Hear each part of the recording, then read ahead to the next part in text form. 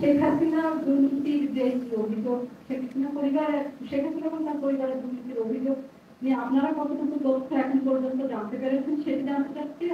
উপদেষ্টা মাহফুজের Facebook post নিয়ে একটা আলোচনা হচ্ছে, ভারতও কিছু মন্তব্য করেছে সে বিষয়ে আপনাদের অবস্থান করবেন। শেখ হাসিনার বিষয়ে আমরা গতকাল আপনারা দেখেছেন যে অ্যান্টি করাপশন কমিশনের একটা সামারি রিপোর্ট আমরা আপনাকে দিয়েছি। হ্যাঁ, এই জায়গাটা আমাদের জাস্ট কাজগুলো শুরু হয়েছে, আরও ডিটেল কাজ তো আপনারা দেখতে পাবেন সামনে, এবং এটা নিয়ে আমাদের খুবই টপ প্রায়োরিটিতে এটা। আপনি জানেন উনি একটা চোরতন্ত্র এখানে জারি করেছিলেন, তো সেই চোরতন্ত্রে কারা কারা আসলে তার সাথে এই মহাচুরিতে জড়িত ছিল এটা বাংলাদেশের মানুষ জানতে চায়, এবং এটা জানানোটা আমাদের একটা নৈতিক দায়িত্ব। তো উনি কী পরিমাণ চুরি করেছেন সেটা অবশ্যই আপনার সামনে এটা জানতে পারবেন। আর আপনার কী পরিমাণ বাংলাদেশের থেকে মানি চলে গেছে, এবং এটা শুধু বাংলাদেশের মানুষের টাকা, সেটা হচ্ছে যে তার একটা ধারণা কিন্তু হোয়াইট পেপার দিয়েছে। $16 বিলিয়ন প্রতি বছর সাইফন অফ হয়েছে। আর ব্যাঙ্কগুলো কিভাবে রবারি হয়েছে আপনারা তো দেখেছেন ব্যাঙ্কগুলোর ইয়েতে। তো আমরা সিরিয়াসলি এটা আমরা ইনভেস্টিগেট আমরা করছি। এটা ওনার সময় যত ধরনের চুরি হয়েছে, এবং এই যে লুণ্ঠনতন্ত্র চোরতন্ত্র কীভাবে উনি ইন্ট্রোডিউস করেছেন, এবং অলরেডি আপনারা দেখেছেন যে একটা রিপোর্ট এসছে যে তার পিয়ন, যেটা আগে উনি প্রেস কনফারেন্সে বলেছিলেন 400 কোটি টাকা, পরে আমরা দেখছি যে ওইখানে ট্রানজ্যাকশনই হয়েছে 628 কোটি টাকা। আমার পুরো অ্যাকাউন্টে, আমি কিন্তু একটা ভালো জায়গায় চাকরি করেছি 20 বছর, আমার পুরো অ্যাকাউন্ট আপনি নিয়ে টান দিয়ে দেখেন 2-3 কোটি টাকাও ট্রানজ্যাকশন পাবেন না।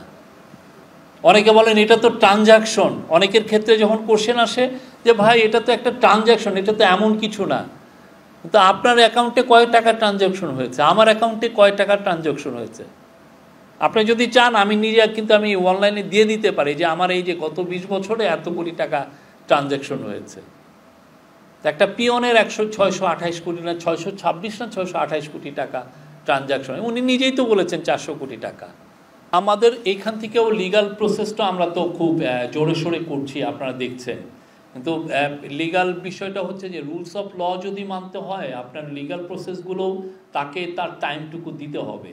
আপনি ইচ্ছা করলেই লিগাল অনেক কিছুই আপনি খুব দ্রুত করতে পারেন না।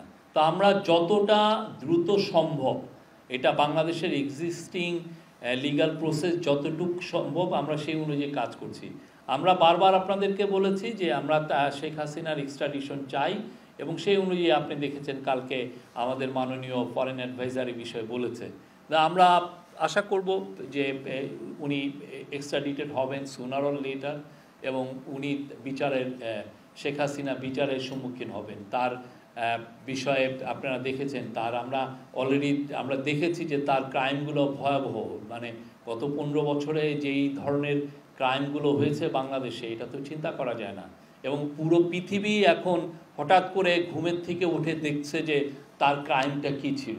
আপনি চিন্তা করেন, আমরা যেটা পাচ্ছি গুম কমিশনের থেকে প্রায় 3,500 লোক গুম হয়েছে, এক্সট্রা জুডিশিয়াল মার্ডার হয়েছে হাজার হাজার লোক, কয়েক হাজার লোক।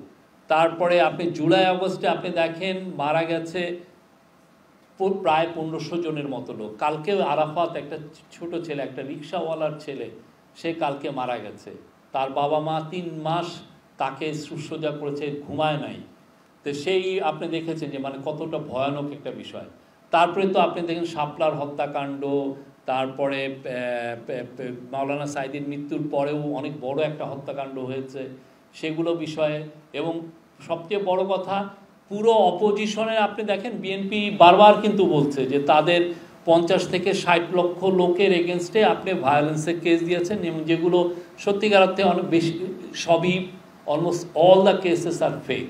আপনি তাদের 50 আপনি কেস দেওয়া মানে কি একটা লোকের, আপনি 50 লক্ষ লোকের কেস মানে কি তার আপনার রাইটসটাকে কেড়ে নেওয়া। সে যাতে অনেকগুলো মানে তার ছেলে মেয়েকে আপনি দেখা যাচ্ছে যে তার ছেলে মেয়ে বিসিএসে পরীক্ষা দিতে পারছে না, তাকে দিনের পর দিন আপনি কোর্টের বারান্দায় সে ঘোরাঘুরি, মানে কি ধরনের ভয়াবহ হিউম্যান রাইটসের ভায়োলেশন হয়েছে সেই সময়, এটা আটকে ওঠার মতো। আর মাহফুজের বিষয়ে আমাদের ডেপুটি প্রেস সেক্রেটারি বলছেন। মাহফুজ আলমের ফেসবুক স্ট্যাটাস নিয়ে ওনারা বলছিলেন প্রথমত এটা একদমই ওনার ব্যক্তিগত মতামত, আর উনি কিন্তু এর পরে আবার একটি ফেসবুক স্ট্যাটাস দিয়েছেন যেটা উনি বেশ কিছুটা ক্লিয়ার হয়েছে, স্যার কি ওখানেই আপনি ভারত তার প্রতিক্রিয়া দেখাতেই পারে, ভারত কিন্তু আমরা বলছি যে এটা মাহফুজ আলমের ব্যক্তিগত মতামত, উনি ডিলিট করে দিয়েছেন, উনি এটা ডিলিটও করে দিয়েছেন এবং পরে ক্লারিফিকেশনও দিয়েছিলেন।